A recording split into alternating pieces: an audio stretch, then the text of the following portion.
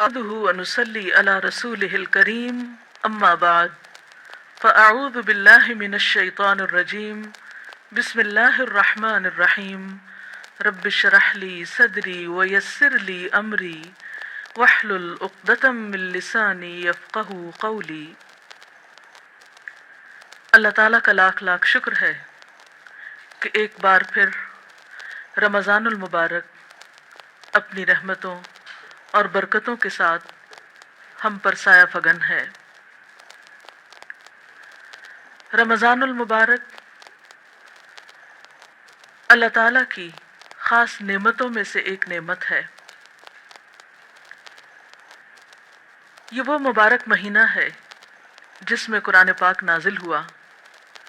تو آئیے دیکھتے ہیں کہ اس مہینے سے ہم کس کس طریقے پر فائدہ اٹھا سکتے ہیں، خصوصی طور پر ہمیں کون سے کام ایسے کرنے چاہیے کہ جس سے ہم اس مہینے سے صحیح طور پر فائدہ اٹھا سکیں۔ اگر دیکھا جائے تو ہمارا دین دو بڑے کاموں کا مجموعہ ہے۔ ایک طرف ہمیں اپنے رب کے حقوق ادا کرنا ہے جس نے ہمیں پیدا کیا، جس نے ہمیں زندگی جیسی نعمت دی اور بے شمار دیگر نعمتیں عطا کی۔ ہم اس کے احسان مند ہوں، اس کے حقوق ادا کریں، اور دوسری طرف ان انسانوں کے حقوق کی ادائیگی ہمارے دین کا ایک لازمی حصہ ہے، جن انسانوں کے ساتھ ہم اس زمین پر رہتے ہیں، جن کے ساتھ ہمارا دن رات رابطہ اور واسطہ ہوتا ہے، تعلق ہوتا ہے۔ اور ایک انسان کی زندگی اسی وقت پرسکون اور خوبصورت زندگی بن سکتی ہے اور دوسری طرف اس زمین پر بسنے والے انسانوں کے ساتھ اچھا سلوک کرے، احسان کے ساتھ پیش آئے۔ جو انسان ان دونوں چیزوں کی طرف توجہ دیتا ہے، وہی انسان دراصل ایک اعتدال کی زندگی بسر کرتا ہے، جس کے نتیجے میں انسان اس دنیا میں بھی سکون پاتا ہے اور دوسری زندگی یعنی آخرت کی زندگی بھی اس کی خوشگوار ہو سکتی ہے۔ تو آئیے دیکھتے ہیں کہ اس مہینے میں کرنے کے کام کیا ہیں۔ سب سے پہلے حقوق اللہ تعالیٰ کے حقوق، اپنے خالق کے حقوق کی ادائیگی میں نمبر 1 نماز ہے۔ نماز دین کا ستون ہے۔ ایک مومن اور کافر کے درمیان فرق ہے۔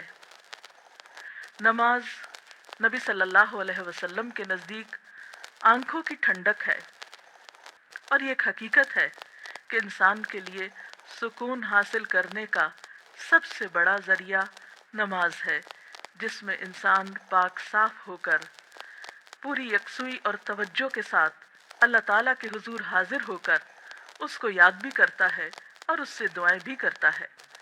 اور اس مہینے میں فرض نماز کے علاوہ خصوصی طور پر نوافل کا اہتمام ضروری ہے، جن میں خصوصاً رات کا قیام تراویح کی شکل میں یا پھر تہجد کی شکل میں، کیونکہ نبی صلی اللہ علیہ وسلم نے فرمایا من قام رمضان ایمانا و احتسابا غفر له ما تقدم من ذنبه، جس نے ایمان اور احتساب یعنی اپنا حساب کرتے ہوئے اور اللہ تعالیٰ سے اچھے اجر کی توقع رکھتے ہوئے صرف اللہ کی رضا کی خاطر رات کا قیام کیا، اللہ تعالیٰ اس کے پچھلے سب گناہ معاف فرما دیں گے۔ تو اس لیے دن کو روزہ اور رات کو تراویح کی نماز، نفل نماز، اس کا خاص اہتمام کرنا بے حد ضروری ہے۔ روزے اور نماز کے علاوہ خصوصی طور پر اس مہینے میں قرآن پاک سے تعلق قائم کرنا چاہیے، کیونکہ یہ وہ مہینہ ہے جس میں قرآن پاک نازل ہوا۔ شہر رمضان الذی انزل فیہ القرآن، رمضان وہ مہینہ ہے جس میں قرآن پاک اتارا گیا ہے، لہٰذا قرآن پاک سے مختلف طریقے پر آپ تعلق قائم کر سکتے ہیں، مثلا تلاوت کے ذریعے، رات کو تراویح میں سن کر، یعنی آپ ایسی جگہ پر تراویح پڑھیں جہاں کوئی اچھا قاری خوبصورت انداز میں قرات کرتا ہو، یعنی خود تلاوت کے علاوہ قرآن کا سننا بھی ایک عبادت ہے، اور خصوصاً نماز کے اندر اس کا پڑھنا اور سننا عام قرات سے زیادہ اجر و ثواب کا باعث ہے، کیونکہ قیامت کے دن قرآن پاک انسان کے حق میں سفارش کرے گا اور کہے گا کہ یا اللہ اس نے مجھے قیام کی حالت میں پڑھا۔ پھر اسی طرح قرآن پاک چونکہ ہدایت کی کتاب ہے، اس لیے تلاوت اجر کی خاطر اور ثواب کی خاطر کرنے کے علاوہ، برکت کی خاطر کرنے کے علاوہ اس کا سمجھنا بہت ضروری ہے۔ اللہ سبحانہ وتعالیٰ فرماتے ہیں کتاب انزلناہ مبارک لیدبروا آیاتہ، یہ ایک کتاب ہے جسے ہم نے اتارا ہے تاکہ لوگ اس کی آیات میں غور و فکر کریں، وَلِيَتَذَكَّرَ أُولُو الْأَلْبَابِ، اور تاکہ عقل مند لوگ اس سے سبق حاصل کریں، نصیحت پکڑیں۔ ذَلِكَ الْكِتَابُ لَا رَيْبَ فِيهِ هُدًى لِّلْمُتَّقِينَ، یہ کتاب جس میں کوئی شک نہیں، متقی لوگوں کی ہدایت کے لیے آئی ہے، یہ ایک گائیڈ بک ہے۔ لہٰذا اس مہینے میں ہمیں قرآن پاک کو سمجھ کر پڑھنے کی بھی کوشش کرنی چاہیے، کیونکہ عبادت کا مہینہ ہے اور علم کا سیکھنا سکھانا بہترین عبادت ہے، کیونکہ ایک عالم کو عابد پر فضیلت حاصل ہے۔ تو روزے کی حالت میں جہاں آپ عبادات کی طرف توجہ دیتے ہیں، وہاں افضل ترین عبادت قرآن کے سیکھنے اور سکھانے کی طرف بھی توجہ کیجیے۔ نبی صلی اللہ علیہ وسلم نے فرمایا خیرکم من تعلم القرآن وعلمہ، تم میں بہترین ہیں وہ لوگ جو قرآن سیکھیں اور سکھائیں۔ لہٰذا جو لوگ قرآن جانتے ہیں، یعنی اس کا ترجمہ جانتے ہیں، اس کا مفہوم جانتے ہیں، وہ ایسی مجلسیں قائم کریں کہ جس میں دوسرے لوگوں تک قرآن کا پیغام پہنچا سکیں، اور اسی طرح جو لوگ نہیں جانتے وہ خاص طور پر ایسے علماء اور ایسے لوگوں کے حلقوں میں حاضر ہوں اور وہاں قرآن سیکھیں تاکہ ان کی زندگی میں بھی قرآن کی خیر و برکت نظر آئے، کیونکہ اللہ تعالیٰ اس کتاب کے ذریعے کچھ قوموں کو بلندی عطا کرتے ہیں اور کچھ قوموں کو ذلیل و رسوا کر دیتے ہیں۔ تو قرآن جیسی نعمت کے ہوتے ہوئے اگر کوئی شخص اس رحمت اور برکت سے فائدہ نہیں اٹھاتا تو وہ خود اپنا نقصان کرتا ہے۔ اور رمضان المبارک قرآن کی طرف رجوع کرنے کے لیے ایک بہترین مہینہ ہے۔ قرآن پاک کے ساتھ تعلق کے علاوہ خصوصی طور پر دعاؤں کا اہتمام کرنا چاہیے۔ روزے کی حالت میں دعا قبول ہوتی ہے، سحری کے وقت دعا قبول ہوتی ہے، افطار کے وقت دعا قبول ہوتی ہے۔ ایک حدیث کا مفہوم کچھ اس طرح ہے کہ افطار کے وقت کی دعا رد نہیں کی جاتی، اس لیے خصوصی طور پر گھروں میں خواتین اپنے بچوں کو، اہل خانہ سب کو افطار سے پہلے دعا کی طرف متوجہ کریں تاکہ ان برکت کے لمحات سے فائدہ اٹھایا جائے۔ اسی طرح قرآن پاک کی تلاوت کے بعد دعا قبول ہوتی ہے، جو عام دنوں کے مقابلے میں رمضان میں زیادہ کی جاتی ہے۔ پھر اسی طرح نمازوں کے بعد، نوافل کے بعد، یعنی بہت سارے مواقع آپ کو رمضان میں ایسے ملیں گے جو دعا کی قبولیت کے ہوں گے۔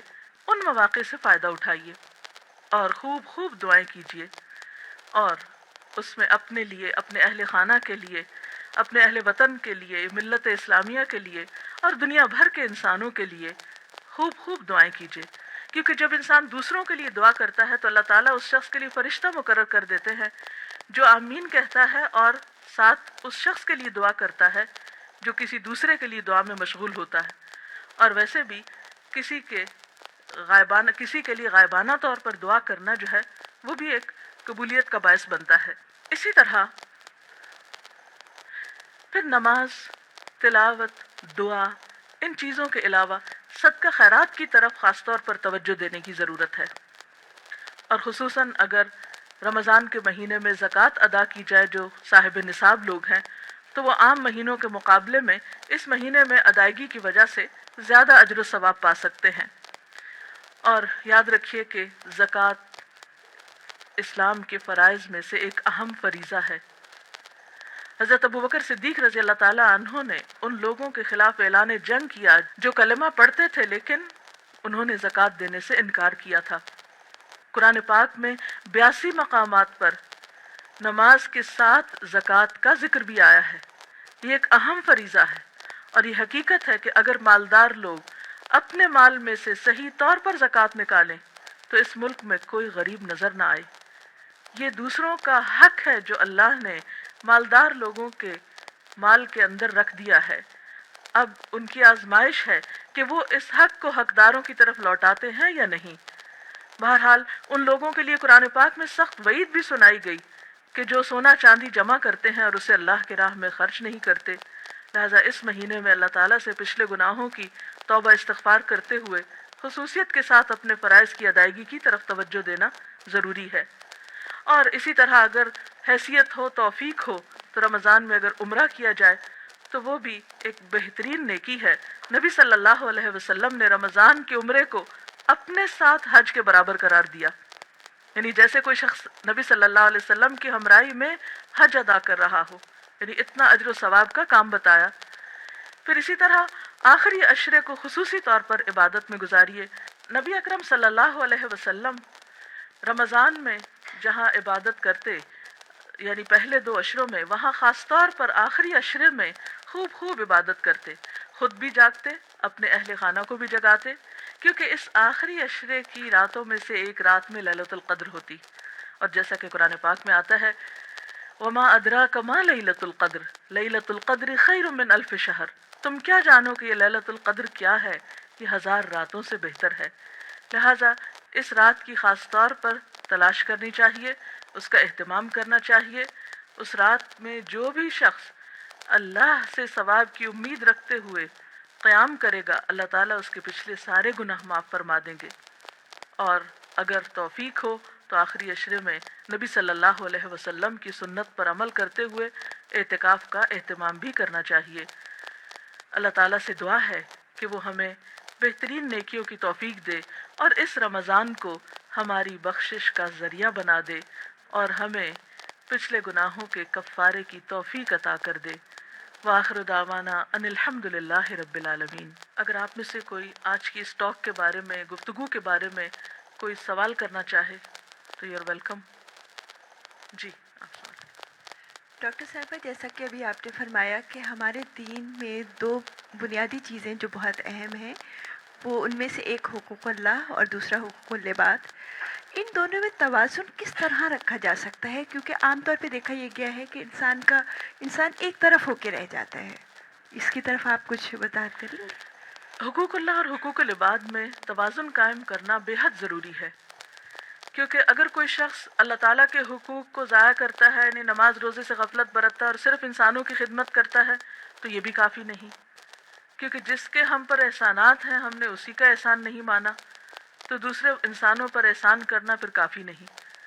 اور کچھ لوگ ایسا ہے کہ جو حقوق اللہ کی ادائیگی تو کرتے ہیں لیکن حقوق العباد سے غفلت اختیار کرتے ہیں، تو ان دونوں میں توازن کے لیے ٹائم مینجمنٹ کی بہت ضرورت ہے۔ اللہ تعالیٰ نے ہمارے اوپر بہت احسان فرمایا کہ ہماری عبادات کے اوقات مقرر کر دیے، مثلا نمازوں کے اوقات مقرر ہیں، روزے کے لیے ایک مہینہ مقرر ہے، حج کا وقت مقرر ہے۔ تو ہم دیکھتے ہیں کہ اللہ تعالیٰ نے اپنے حقوق تو بہت کم ہم پہ رکھے۔ دن میں 5 اوقات میں نماز جو پڑھنا ہوتی ہے، وہ ان کے اوقات اس مناسب طریقے سے رکھے گئے ہیں کہ ہمارے لیے کچھ بھی بوجھ نہیں ہے۔ دن کا ایک بڑا حصہ صبح کا وقت کام کے لیے رکھا گیا، شام میں نمازوں کے اوقات قریب قریب ہیں، لیکن اس میں بھی ادائیگی کچھ مشکل نہیں۔ حقیقت یہ ہے کہ نماز انسان کو ایک اسٹرینتھ دیتی ہے، قوت دیتی ہے، اور اس کو مزید تیار کرتی ہے کہ وہ حقوق العباد کو اچھی طرح ادا کر سکے اور صرف اللہ کی رضا کے لیے ادا کرے۔ اور حقوق اللہ کی ادائیگی کے بعد انسان اپنے ذہن میں حقوق العباد کی فہرست رکھے، اس میں ان تمام افراد کی طرف توجہ رکھے جو اس کے دائرہ کار میں آتے ہیں، اور ان کے لیے بھی اوقات مقرر کرے۔ نبی صلی اللہ علیہ وسلم کی ایک اور حدیث سے ہمیں پتہ چلتا ہے کہ آپ صلی اللہ علیہ وسلم نے ہمیں اس بات کی تعلیم دی ہے کہ ہر انسان کے پاس کچھ گھڑیاں ایسی ہوں جن میں وہ اپنے رب سے بات کرے، کچھ گھڑیاں ایسی ہوں جن میں وہ انسانوں کے حقوق ادا کرے، کچھ گھڑیاں ایسی ہوں کہ جس میں وہ سیکھنے سکھانے کا کام کرے۔ تو بہرحال ہمیں ان دونوں طرف ایکولی توجہ دینا ہوگی اور ان کے اوقات کی پابندی کرنا ہوگی۔ ہر شخص اپنی سہولت کے مطابق ایک ٹائم ٹیبل بنا سکتا ہے۔ ڈاکٹر صاحب، روزے کے 2 چیزیں بہت اہم ہیں، سحری کھانا اور افطار کرنا۔ ہم یہ دیکھتے ہیں کہ عموماً ہمارا ٹرینڈ جو ہے افطار کی طرف زیادہ جاتا ہے، اس کے اہتمام میں۔ کچھ سحری کی فضیلت کے بارے میں آپ ہمیں بتائیں گے؟ جی، یہ آپ نے درست فرمایا کہ عموماً ہمارے ہاں افطار کا تو بہت اہتمام کیا جاتا ہے لیکن سحری کی طرف زیادہ توجہ نہیں دی جاتی۔ آپ نے فرمایا سحری کیا کرو، کیونکہ سحری کرنا بابرکت ہے، سحور میں برکت ہے۔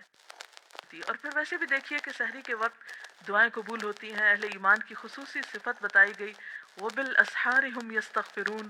اس وقت انسان اگر سحری کی تیاری کے لیے اٹھتا ہے اور ساتھ ساتھ ذکر کرتا ہے مثلاً آپ کھانا لگا رہے ہیں، آپ برتن اٹھا رہے ہیں، آپ تیاری کر رہے ہیں کسی بھی طرح، ساتھ ساتھ اللہ تعالیٰ کا ذکر بھی کر سکتے ہیں اور خصوصاً استغفار کر سکتے ہیں، تو وہ موقع اور وقت جو ہے وہ بہت بابرکت ہوتا ہے، اور سحری کے ساتھ جو روزہ رکھا جاتا ہے وہ کہیں زیادہ بہتر ہے بنسبت اس روزے کے جو بغیر سحری کے رکھا جائے۔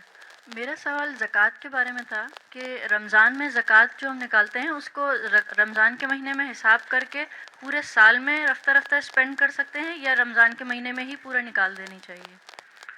بنیادی طور پر تو آپ زکوٰۃ اس وقت نکالیں گے جب آپ کا سال پورا ہو جائے گا، یعنی ہجری کیلنڈر کے مطابق۔ مثلاً اگر آپ نے محرم میں کچھ سونا خریدا جو کہ نصاب کی حد کو پہنچتا تھا، تو اس صورت میں آپ کی زکوٰۃ اگلے سال محرم کی اس تاریخ کو ڈیو ہو جائے گی، یعنی آپ کو ادا کرنا ہوگی۔ اب ضروری نہیں کہ آپ رمضان تک 8-9 مہینے انتظار کریں اور زکوٰۃ روک کے بیٹھے رہیں، اور پھر آپ رمضان میں بھی پوری نہیں ادا کریں اور پھر سال بھر تھوڑی تھوڑی ادا کریں، تو یہ درست نہیں ہوگی، یہ بات درست نہ ہوگی۔ اس سلسلے میں حکم یہ ہے کہ جب سال پورا ہو تو آپ زکوٰۃ نکال دیں، کیونکہ زکوٰۃ کا مال اگر آپ کے مال میں شامل ہوا تو آپ کے مال کو بھی نقصان پہنچا سکتا ہے۔ زکوٰۃ کی ادائیگی دراصل مال کی صفائی اور تطہیر کا ذریعہ ہے۔ اس کے لیے آپ ان ایڈوانس، یعنی مثلاً آپ کی اگر زکوٰۃ محرم میں ڈیو ہے اور آپ اگلے محرم تک سال میں پہلے ہی تھوڑی تھوڑی ادا کرتے رہیں، تو وہ زیادہ بہتر ہے بنسبت اس کے کہ آپ سال بھر گزر جائے اور لوگوں کا پیسہ آپ کے مال میں باقی رہے اور آپ رمضان کا انتظار کرتے رہیں، تو اس صورت میں یہ درست نہ ہوگا۔ ہاں یہ ہے کہ آپ رمضان میں ان ایڈوانس زکوٰۃ دے دیں، اور محرم میں جب آپ کی ڈیو ہو تو اس وقت تک آپ اپنے فریضے سے فارغ ہو چکے ہوں، تو ایسا کیا جا سکتا ہے۔ اس کے ساتھ ہی ہمارے آج کے پروگرام کا وقت ختم ہوتا ہے۔ انشاءاللہ اگلے پروگرام کے ساتھ حاضر ہوں گے۔ وآخر دعوانا ان الحمد للہ رب العالمین۔ اللہ اکبر، اللہ اکبر، لا الہ الا اللہ، اللہ اکبر، اللہ اکبر وللہ الحمد۔